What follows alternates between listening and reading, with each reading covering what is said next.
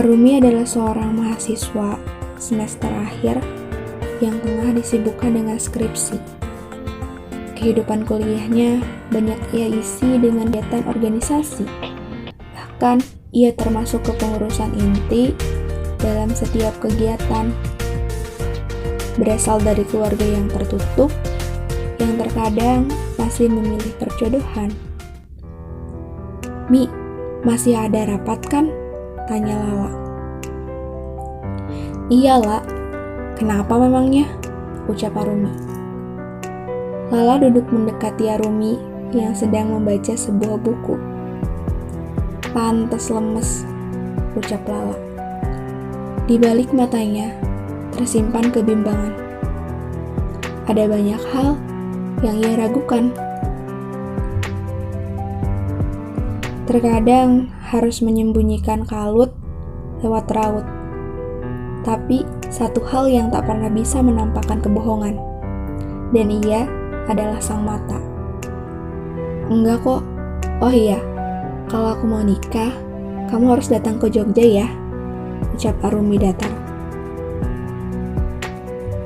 Lala bukan anak yang pendiam. Ia cukup gempar. "Belum lulus, Mi. Masa mau nikah sekarang? Jangan bilang gara-gara stres skripsian kamu memilih nikah."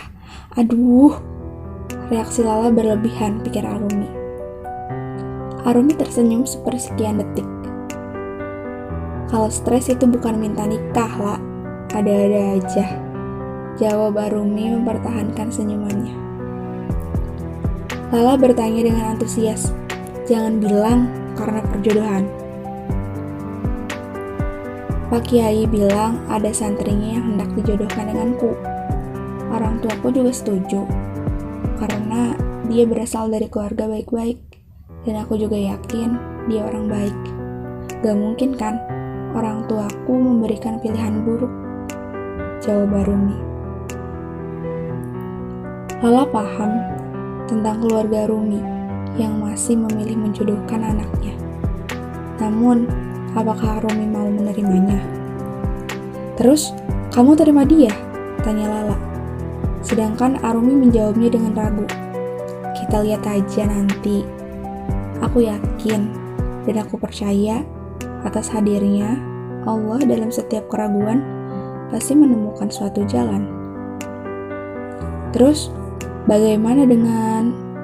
Sudahlah. Kalau gak mau, tolak aja, Mi. Oke, ucap Lala. Keduanya masuk ke ruangan rapat. Rapat ini dipimpin oleh Ibrahim. Panggil saja Ibra. Ia bukan dari keluarga yang berada, tetapi ia selalu berusaha membuat keluarganya sejahtera. Seorang pemuda yang memiliki usaha di bidang makanan. Sudah pintar, berwibawa, kerja keras. Kalau masalah paras, memang ia tak terlalu menonjol dibanding anak-anak dari kampusnya. Namun, sepertinya Ibra tak memiliki kekasih. Lala berbisik, "Kak Ibra sering ikut acara sama kampus kita ya? Atau jangan-jangan dia yang dijodohkan sama kamu?" Arumi hanya tersenyum simpul mendengar bisikan dari sahabatnya. "Kayaknya kalau jualan kacang lebih beruntung daripada dikacangin," sindir Lala. "Aku gak mau halu. Udah ya, La, kita fokus aja," jawab Arumi. Tak pernah saling sapa, walau dalam ruang yang sama. Dekat, namun begitu asing. Alasannya karena tak ada hal yang penting untuk diungkapkan. Padahal, mata sering curi-curi pandang. Beberapa bulan berlalu. Kini pikiran Arumi sedang berisik dengan keputusan yang harus ia ambil. Menolak, takut ia membuat orang tuanya kecewa. Menerima, namun belum siap. Di sini peran komunikasi sangat penting. Namun sayangnya, tak pernah bisa terucap lewat kata. "Rumi, aku dapat sebuah pesan yang wajib dikasih tahu sama kamu," ucap Lala berteriak di pagi hari. Dasar Lala, pikiranku sudah berisik, tambah lagi dengan suara teriakanmu yang menggelegar. "Ada apa, La?" tanya Rumi. Ada orang yang diam-diam mengagumimu, tapi tak pernah mau mendekatimu. Katanya dia menyukaimu. Ceplala. Arumi mengerutkan keningnya, kemudian menetralkan raut wajahnya. Bilangin sama dia, perasaan suka itu datangnya dari Allah. Jangan asal ucap. Siapa tahu setelah dia bilang menyukaiku, 2 hari kemudian tidak berjodoh denganku. Ingat ya, Lak, jangan mau buang-buang waktu untuk hal yang tak perlu. Terima kasih karena telah mengagumiku. Tapi kalau berani, datang saja menemui orang tuaku di Jogja. Jawab Arumi sambil tersenyum. Kalau gitu, aku bilangin ya, Mi. Awas jangan menyesal, Ceplala. Seminggu kemudian, orang tua Rumi mengabari dan memintanya untuk pulang.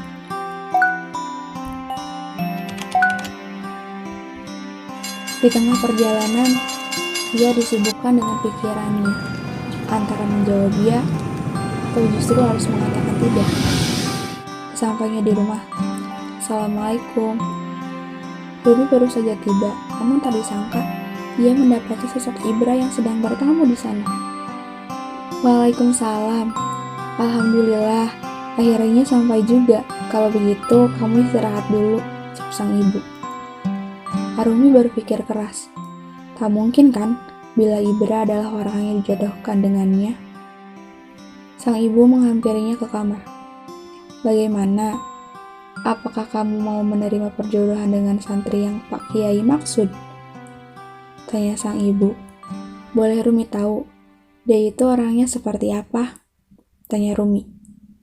Dia anak dari keluarga baik, sopan, bahkan bisa dibilang sudah mapan. Parasnya juga tampan, karena ibu mengenalnya juga, jawab sang ibu. Rumi tersenyum. Maaf Bu, tapi Rumi tak mendapat jawaban untuk menerima dia. Sepertinya ibu bilang pada Pak Kiai untuk membatalkannya sebelum semuanya dimulai, jawab Rumi. Apakah Ibra ditolak? Sayang sekali, terkadang yang diidam-idamkan orang lain justru mendekat. Namun yang kita inginkan malah pergi menjauh. Nak, sini, ayah mau tanya. Apakah kalian saling mengenal? Tanya sang ayah. Iya ya, karena beberapa kali Rumi bertemu dengannya. Namun, kita tak pernah berkenalan secara resmi, jawabnya.